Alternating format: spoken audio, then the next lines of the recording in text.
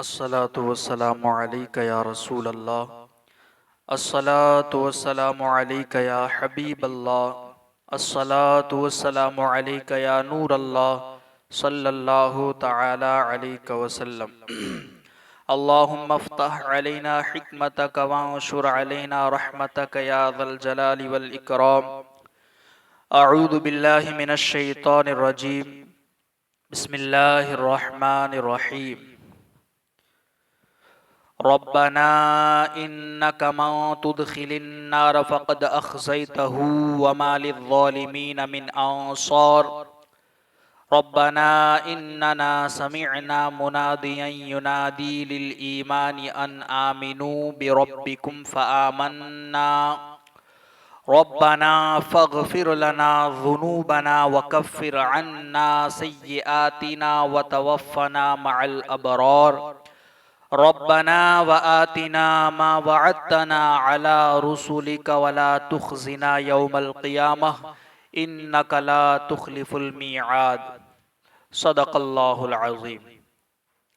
हज़रात मुहतरम, जिन आयात को मैंने तिलावत किया है वो पारा नंबर 4 सूरे आले इमरान की आयत नंबर 192, आयत नंबर 193 और आयत नंबर 194 है। इससे पहले आयत नंबर 191 में हम ये सुन चुके कि उसके अंदर अल्लाह रब्बुल इज़्ज़त की हम्दो सना का बयान था। अल्लज़ीना यज़कुरूनल्लाह क़ियामन व क़ुऊदन व अला जुनूबिहिम व यतफ़क्करून फ़ी ख़ल्क़िस समावाति वल अर्द, कि वो लोग जो अल्लाह का ज़िक्र खड़े खड़े या बैठे बैठे या करवट के बल लेटे हुए बिस्तर पर करते हैं, तो वहाँ अल्लाह रब्बुल इज़्ज़त की हम्दो सना का बयान था। और उसके आखिर में दुआ थी कि फ़क़ीना अज़ाबन नार, ए अल्लाह हमें जहन्नम के अज़ाब से बचा। और यहाँ भी दुआएं है कि अल्लाह रब्बुल इज़्ज़त से दुआई की जाती है। तो इन आयतों की तरतीब से ये बात समझ में आती है या ये मालूम होता है कि हमें अल्लाह रब्बुल इज़्ज़त की बारगाह में दुआ करने से पहले अल्लाह रब्बुल इज़्ज़त की हम्द सना करनी चाहिए, उसका जिक्र करना चाहिए, उसकी हम्द बयान करनी चाहिए और फिर अल्लाह रब्बुल इज़्ज़त से दुआ करनी चाहिए। रब्बना इन्नका मन तुदखिलिन नार फ़क़द अख़ज़यतहु वमा लिज़्ज़ालिमीन मिन अंसार। ए रब हमारे, बेशक जिसे तू दोज़ख में ले जाए उसे ज़रूर तूने रुसवाई दी। यानी ए हमारे रब, बेशक जिसे तू दोज़ख में दाखिल करेगा उससे तूने ज़रूर रुसवा कर दिया। यहाँ जो कहा जा रहा है कि अल्लाह रब्बुल इज़्ज़त जिसे दोज़ख में दाखिल कर दे उसे अल्लाह रब्बुल इज़्ज़त ने ज़लील और रुसवा कर दिया, तो इसका ये मतलब नहीं कि मुतलकन जहन्नम में दाखिल होने वाला ज़लील और रुसवा हो गया, ऐसा नहीं। बल्कि बाज़ फरिश्ते भी जहन्नम के ऊपर ड्यूटी जिनकी लगाई हुई है या जहन्नम में दाखिल है, मगर वो उनका दाखिल होना ज़लील और रुसवाई का सबब नहीं है। यहाँ जिन्हें कहा जा रहा है कि जिन्हें जहन्नम में दाखिल कर दिया तूने उन्हें ज़लील और रुसवा कर दिया, उससे मुराद वो लोग हैं जिनको अल्लाह रब्बुल इज़्ज़त ने हमेशा हमेश के लिए जहन्नम में दाखिल फरमा दिया। वरना वो मुसलमान जिन्हें बाज गुनाहों की सजा पाकर वापस निकाला जाएगा, जिन्हें तत्हीर के लिए जहन्नम में दाखिल करके वापस जन्नत में दाखिल किया जाएगा, तो उन लोगों का जहन्नम में दाखिल होना ज़लील और रुसवाई का सबब नहीं है।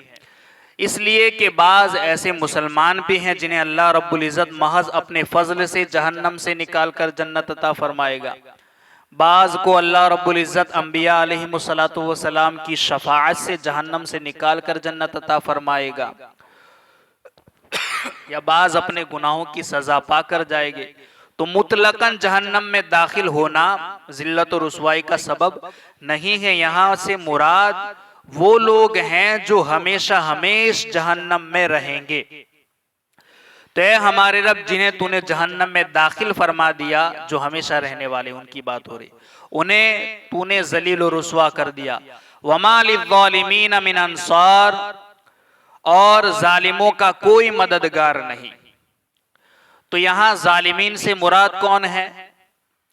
कुफ्र करने वाले, शिर्क करने वाले कुफ्फार और मुशरिकीन। कि अल्लाह रब्बुल इज्जत का हक है कि उसकी इबादत की जाए, अल्लाह रब्बुल इज्जत के सामने झुका जाए, उसको सजदा किया जाए। मगर इन कुफ्फार ने, मुशरिकीन ने अल्लाह की जात के साथ शरीक ठहराया, तो इन्होंने अपने ऊपर जुल्म किया। तो इन जालिमों का कोई मददगार नहीं होगा, इनकी शफाअत नहीं की जाएगी। रहे वो लोग के बाज मुसलमान जिन्होंने गुनाहे कबीरा किए, उन्होंने भी अपने जानों पर जुल्म किया। मगर ऐसे मुसलमान जिन्होंने अपने जानों पर जुल्म किया, तो ऐसे लोगों की शफाअत कल क़यामत के दिन की जाएगी। अल्लाह के रसूल सल्लल्लाहु ताला अलैहि वसल्लम ने खुद हदीस पाक में इरशाद फरमाया है कि मेरी शफाअत मेरी उम्मत के गुनाहे कबाइर करने वालों के लिए होगी, यानी कबीरा गुनाह करने वालों के लिए होगी। तो मुसलमान होंगे और इनसे गुनाह कबीरा हुए होंगे तो उनकी शफाअत की जाएगी और उनके लिए मददगार, उनकी मदद भी की जाएगी। तो यहाँ जालिमीन से मुराद कौन है?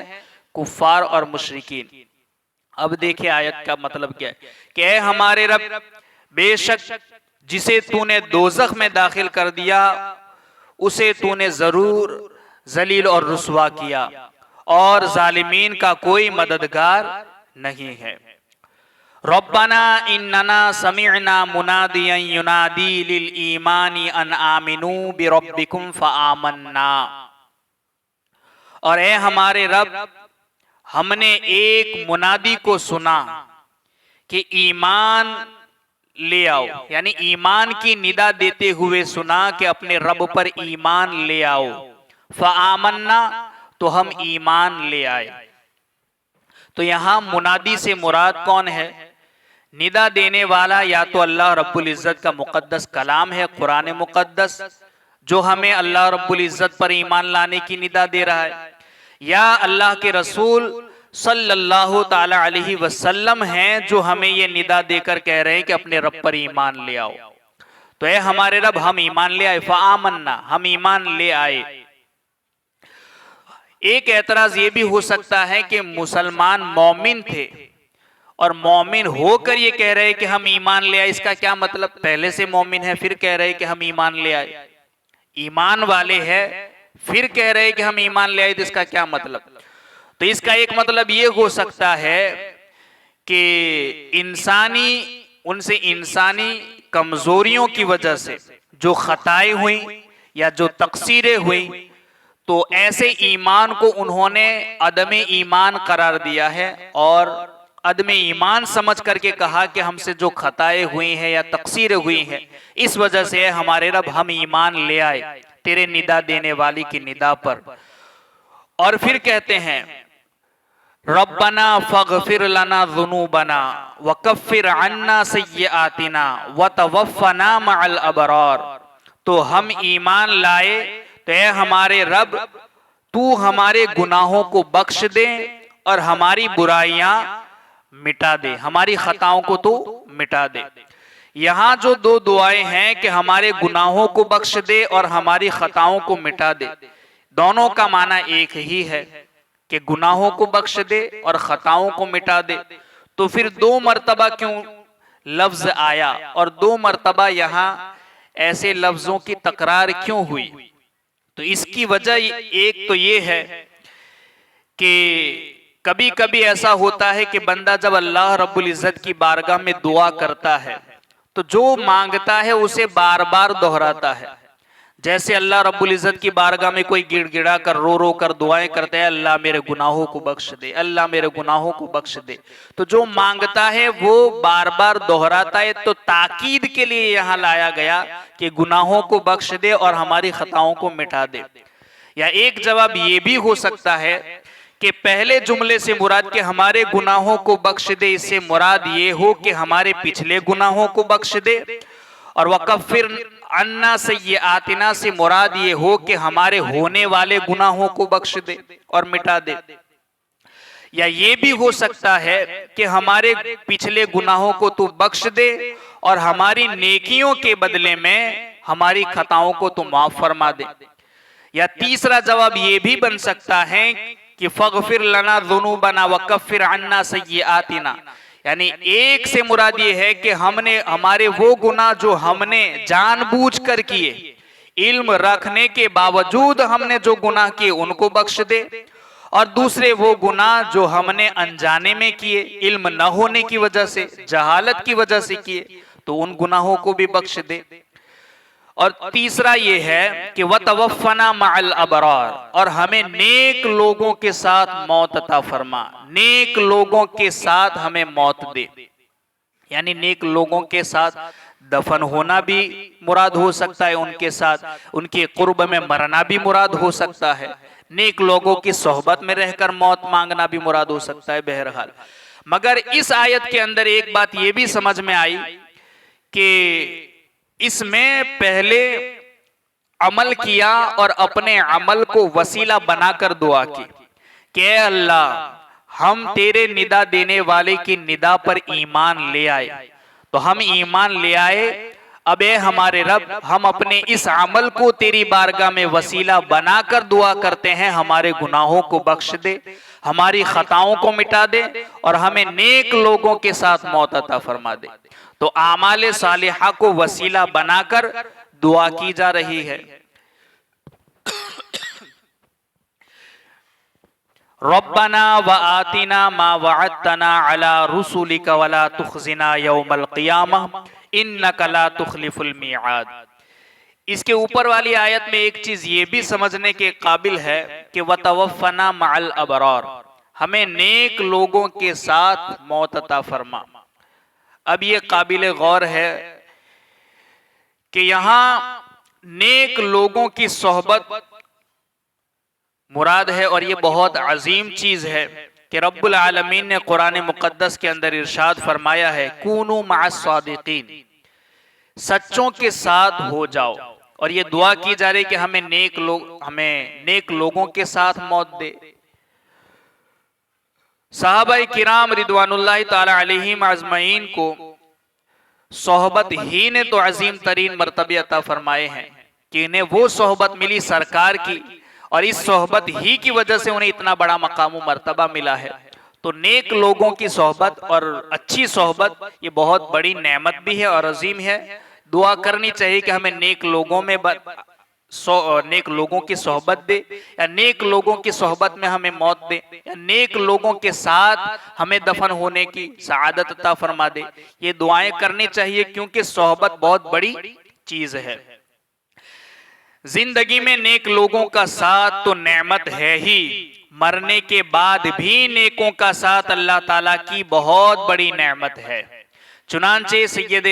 चुनांचे पसंदीदा बंदे को मौत के वक्त फरमाया जाता है, यानी जो मरने वाला है और जो पसंदीदा होता है उसको फरमाया जाता है, या अय्यतुहन नफ्सुल मुतमइन्ना इरजिई इला रब्बिकी रादियतम मरदिय्यह फदखुली फी इबादी वदखुली जन्नती। ए इत्मीनान वाली जान, अपने रब की तरफ इस हाल में वापस आ कि तू उससे राजी हो, वो तुझसे राजी हो, फिर मेरे खास बंदों में दाखिल हो जा और मेरी जन्नत में दाखिल हो जा।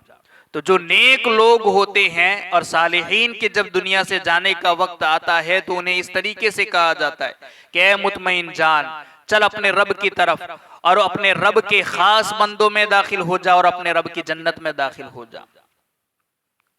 देखें कि फौत होने वाली रूह से कहा जाता है कि मेरे खास बंदों में दाखिल हो जा। लिहाजा हर मुसलमान को चाहिए कि वो अपनी जिंदगी में नेक लोगों के साथ रहें और उन्हीं के गिरोह में मौत मिलने की दुआ करे। ये हमें कहा जा रहा है कि ये दुआ हमें करनी चाहिए कि नेक लोगों में रख और नेक लोगों में उठा और नेक लोगों में हमें दफन होने की सआदत अता फरमा, ताकि उनके सदके जन्नत की आला तरीन नेमतों से फैज़याब हो। और मौत के बाद नेक लोगों के कुर्ब में दफन होने की वसीयत करे। ये वसीयत भी करना अच्छी बात है कि हमें नेक लोगों की सोहबत में दफन करें। हजरत अबू हुरैरा रदी अल्लाह ताला अन्हु से रिवायत है कि नबी अकरम सल्लल्लाहु अलैहि वसल्लम ने इरशाद फरमाया, अपने मुर्दों को नेक लोगों के दरमियान दफन करो। क्यों?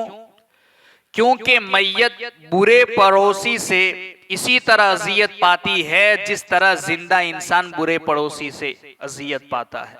यानी बुरों के साथ दफन होना भी बुरी चीज है। उसकी वजह से अगरचे ये बंदा नेक है मगर साथ में दफन होने वाला अगर बुरा है तो बुरा पड़ोसी दफन होने के बाद भी अजियत पहुंचती है। तो मरने के बाद भी दुआ करें कि हमें नेक लोग अता हो, सोहबत नेक लोगों की मिले। आला हजरत इमाम अहमद रजा खां फाजिल बरेली फरमाते हैं कि मैंने हजरत मियाँ साहब किबला कुद्दस सिर्रहू को फरमाते सुना, या आला हजरत नकल कर रहे हैं कि एक जगह कोई कब्र खुल गई और मुर्दा नजर आने लगा।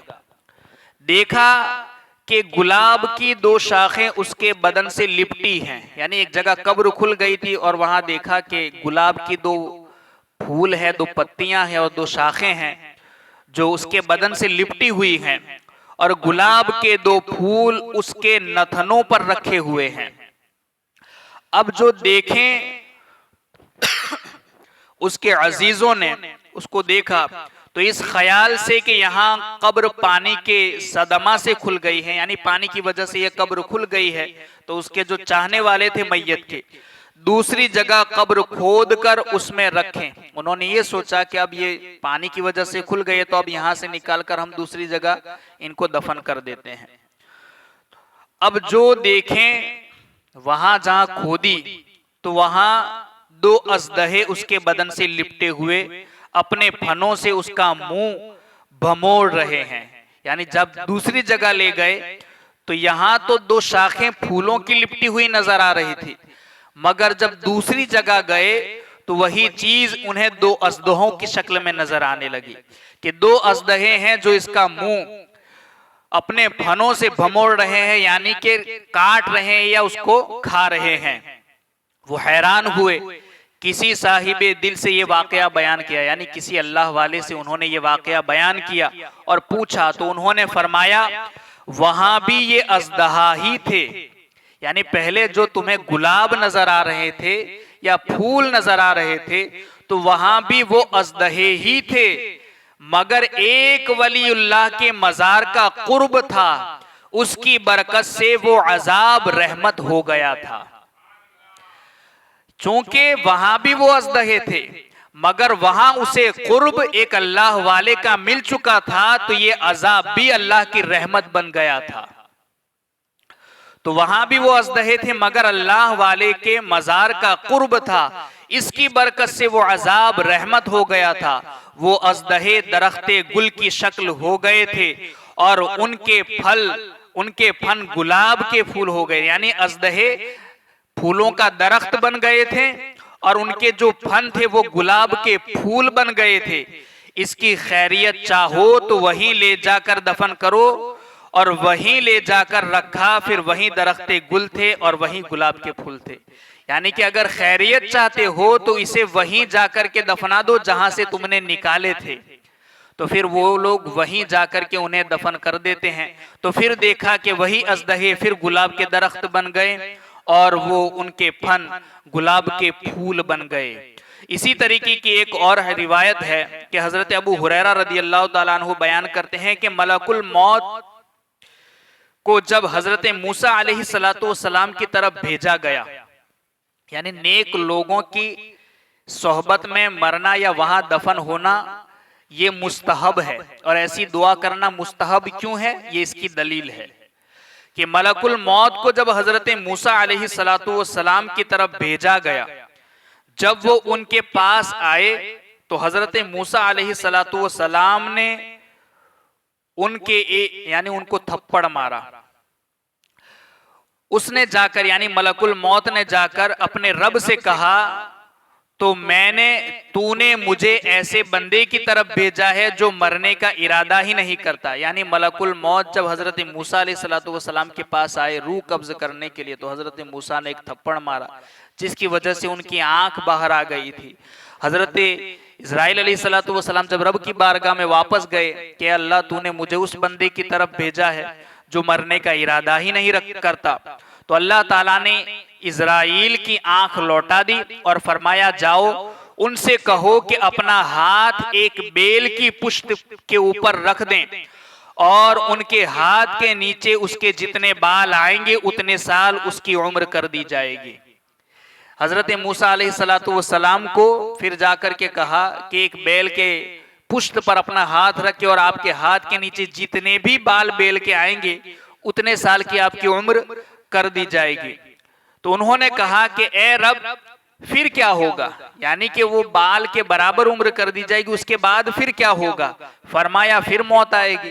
तो हजरत मूसा अलैहिस्सलाम ने कहा तो फिर अभी आ जाए, जब उसके बाद भी आनी ही है तो फिर अभी आ जाए। फिर हजरत मूसा अलैहिस्सलाम ने अल्लाह ताला से दुआ की। अब ये काबिल गौर बात है, हजरत मूसा अलैहिस्सलाम ने फिर दुआ की कि वो उनको बैतुल मुक़द्दस से इतनी दूर कर दे जितनी दूर एक पत्थर फेंकने से जाता है। यानी कि बैतुल मुक़द्दस से इतनी दूरी पर उन्हें मौत दे कि जितनी दूर पत्थर फेंकने से जाता है वो बैतुल मुक़द्दस से इतना दूर उन्हें कर दे। तो हजरत अबू हुरैरा बयान करते हैं कि रसूलुल्लाह सल्लल्लाहु अलैहि वसल्लम ने फरमाया, यानी ये हदीस सरकार बयान फरमा रहे थे। हजरत अबू हुरैरा कहते हैं कि फिर सरकार ने फरमाया कि अगर मैं उस जगह होता तो तुम्हें रास्ता की एक जानिब कसीफे अहमर के पास उनकी कब्र दिखाता। यानी कि अगर मैं उस जगह होता तो तुम्हें रास्ते के करीब उनकी कब्र भी दिखाता कि उन्होंने बैतुल मुक़द्दस से कुर्ब मांगा था और वहां दफन होना रब की बारगाह में दुआ की थी। तो इस वजह से खास मकामात पर दफन होने की दुआ करनी भी चाहिए और ये मुस्तहब भी है। या नेक लोगों की सोहबत में मरने की दुआ भी करनी चाहिए, नेक लोगों में रहने की भी दुआ करनी चाहिए और ये मुस्तहब अमल है और इससे ये साबित भी है। मजीद भी बातें हैं, आखिरी आयत सुन ले के रब्बना व आतिना मा वअदतना अला रुसुलिका वला तुखजिना यौमल क़ियामह इन्नका ला तुखलिफुल मीआद। और ए हमारे रब, और हमें वो सब अता फरमा जिसका तूने अपने रसूलों के जरिए हमसे वादा फरमाया है, और हमें क़यामत के दिन रुसवा न करना, बेशक तू वादा खिलाफी नहीं करता। ए हमारे रब, हमें वो सब अता फरमा जिसका तूने अपने रसूलों के जरिए हमसे वादा फरमाया है, यानी कि हमें अजर सवाब अता फरमा। अल्लाह रब्बुल इज्जत ने रसूलों के जरिए क्या वादा फरमाया है कि जो आमाले सालिहा करेंगे उनके लिए जन्नत है और आखिरत में नेमतें हैं। तो यहाँ ये बात है कि हमें हमारे आमाल पर इतना भरोसा नहीं है कि हम अपने आमाल की वजह से नेक लोगों में या ने आमाल सालिहा के अंदर उन हामिलीन में शामिल होंगे या नहीं, या हमारे आमाल इस लायक है या नहीं। तो ए हमारे रब, हमें तू हमारे आमाल की वजह से अजर व सवाब न दे, बल्कि तू महज अपने फजल से जो तूने वादा किया है अजर व सवाब अता करने का, तो तू हमें अपने फजल से अजर व सवाब अता फरमा। हमारे आमाल की वजह से नहीं, बल्कि तूने जो वादा किया है अपने वादे के सबब तू हमें अजर व सवाब अता फरमा। यानी कि हमें हमारे आमाल की वजह से अजर व सवाब नहीं मिलता, बल्कि जो कुछ मिलता है अल्लाह के फजल से मिलता है। हमें क्या पता कि हमारे आमाल रब की बारगाह में मकबूल है या नहीं, या अल्लाह रब्बुल इज्जत की बारगाह में वो नेक है भी या नहीं।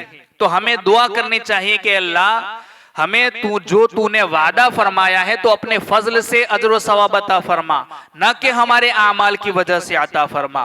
बेशक तू वादा खिलाफी नहीं करता, और यकीनन अल्लाह रब्बुल इज्जत जो वादा करता है तो वादा खिलाफी नहीं करता, जरूर हमें क़यामत के दिन रुसवा न फरमाएगा।